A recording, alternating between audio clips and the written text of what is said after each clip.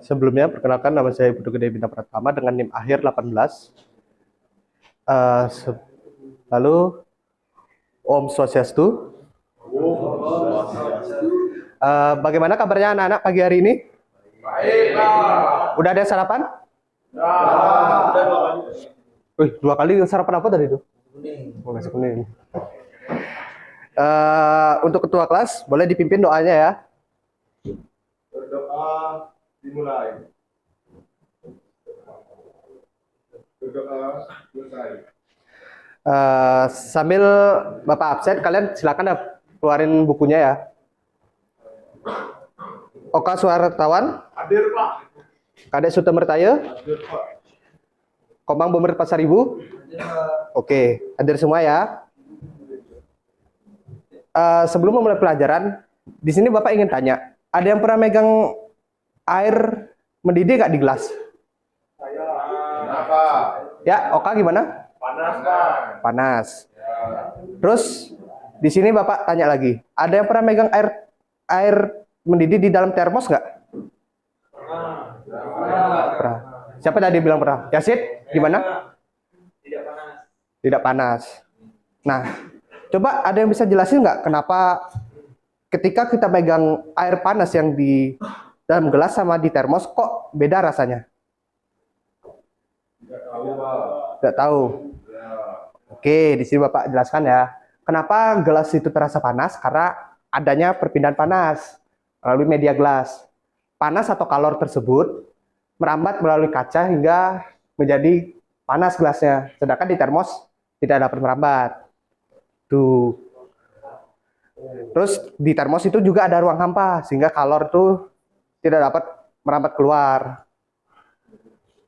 Nah, hari ini kita akan mempelajari mengenai perpindahan panas.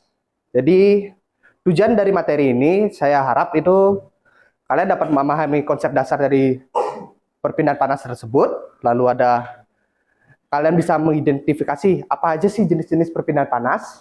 Habis itu bisa mendeskripsikan tiap perpindahan panas itu kayak mana mekanismenya dan menghubungkan konsep perpindahan panas dengan fenomena sehari-hari. Lalu mungkin pertama kita masuk materi. Ada yang tahu nggak apa itu perpindahan panas? Oke. Untuk secara materi ya, secara teknis, perpindahan panas adalah proses di mana energi panas bergerak dari satu tempat ke tempat yang lain.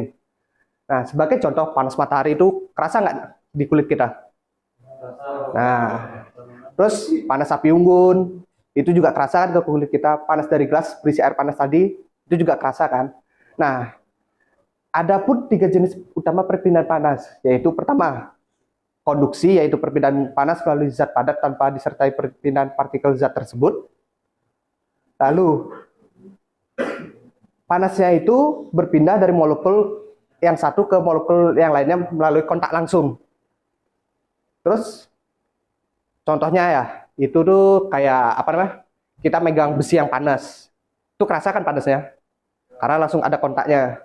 Lalu ada konveksi, ada perpindahan panas melalui dalam fluida atau cairan dan gas yang disertai perpindahan partikelnya. Partikel-partikel fluida tersebut. Panas yang dibawa partikel itu bergerak dari satu tempat ke tempat lain. Lalu yang ketiga adalah radiasi, adalah perpindahan panas melalui gelombang elektromagnetik tanpa memerlukan media perpindahan panasnya. Contoh kayak matahari itu loh, kerasa ke kulit. Lalu, baik, tadi sudah Bapak jelaskan beberapa jenis-jenis proses perpindahan panas. Ada yang masih ingat nggak ada berapa tadi jenis-jenisnya? 3. Baik, siapa itu yang bisa menyebutkan apa aja jenis-jenisnya? Mungkin ada yang bisa angkat tangan? Oke, Okta? Yang pertama itu ada konduksi, yang kedua ada konveksi, yang ketiga ada radiasi, Pak. Nice. Terus ada yang tahu nggak apa itu radiasi? Ada yang bisa angkat tangan? Siap, Oka? Radiasi adalah perpindahan panas melalui gelombang elektromagnetik. Ah, bagus banget. Nah, ada yang bisa jelasin nggak konduksi itu apa?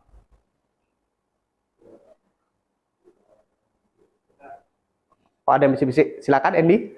Konduksi itu adalah perpindahan panas yang melalui zat padat dan tidak ikut dengan partikel tersebut. Mungkin diluruskan dikit ya, konduksi itu perpindahan panas yang apa namanya? Sebentar. Oh ya, apa namanya? Partikel apa namanya? Konduksi adalah perpindahan panas zat padat tanpa disertai perpindahan. Benar. Sorry, mungkin Bapak ada kesalahan dikit ini. Ada ngantuk dikit. Lalu bagus tadi jawabannya. Lalu ada yang tahu nggak apa itu konveksi? Ada yang bisa jelasin juga salah satu contohnya?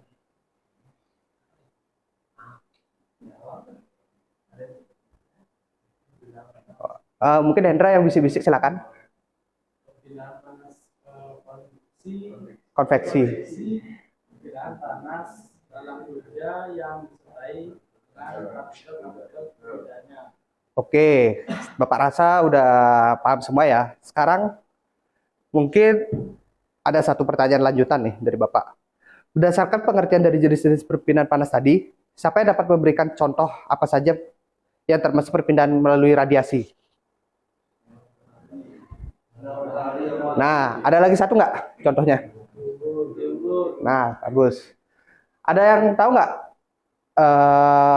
perpindahan panas melalui konveksi?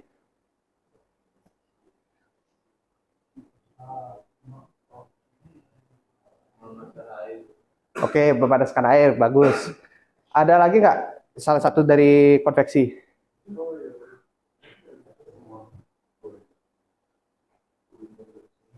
Tahu Pak, Bapak apa? Oke, salah satu perpindahan dari konveksi itu contohnya kan dari fluida nih. Selain memanaskan air itu apa namanya? Dari apa namanya? Gelas yang panas tadi itu kan ada perpindahan juga tuh. Oke, mungkin coba yang lain bisa berikan contoh nggak yang konduksi? Nah, bagus. Karena sudah menjawab semua pertanyaan Bapak, tepuk tangan untuk kita semua dulu. Baik, karena kalian sudah paham sama materi yang tadi Bapak jelaskan, silakan kalian melakukan diskusi ya. Silakan dibagi menjadi 4 kelompok untuk ketua kelas. Kalian maunya kelompoknya dibagi sendiri atau ketua kelas yang bagiin? Ini terserah kalian ini keputusannya. Oke, sendiri ya. Oke. Di awal tadi kan Bapak udah jelaskan kenapa gelas terasa panas ketika diisi dengan air panas, terus karena terjadi perpindahan panas melalui cara konduksi. Mungkin Bapak ralat omongan dari Bapak tadi, sedangkan termos tidak terasa panas karena kalor pada air tidak dapat melewati ruang hampa pada termos air. Kalian semua tahu kan matahari? Nah, panas matahari itu bisa sampai ke bumi melalui cara radiasi. Coba kalian diskusikan. Mengapa panas matahari dapat berpindah ke bumi walaupun melalui ruang hampa, sedangkan panas pada air tidak dapat melalui ruang hampa pada termos? Mungkin nanti kalian bagi ya kelompoknya, lalu nanti hasil diskusi kalian, perwakilan dari masing-masing kelompok, nanti sampaikan hasil diskusinya bagaimana ya. Bapak kasih waktu sekitar 30 menit lah, atau 1 jam pelajaran.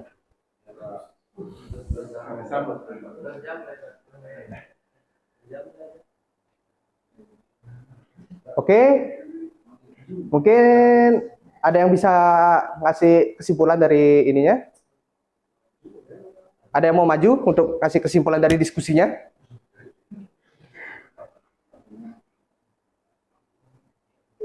Mungkin salah satu ada yang ngasih tahu kenapa jelasin ininya.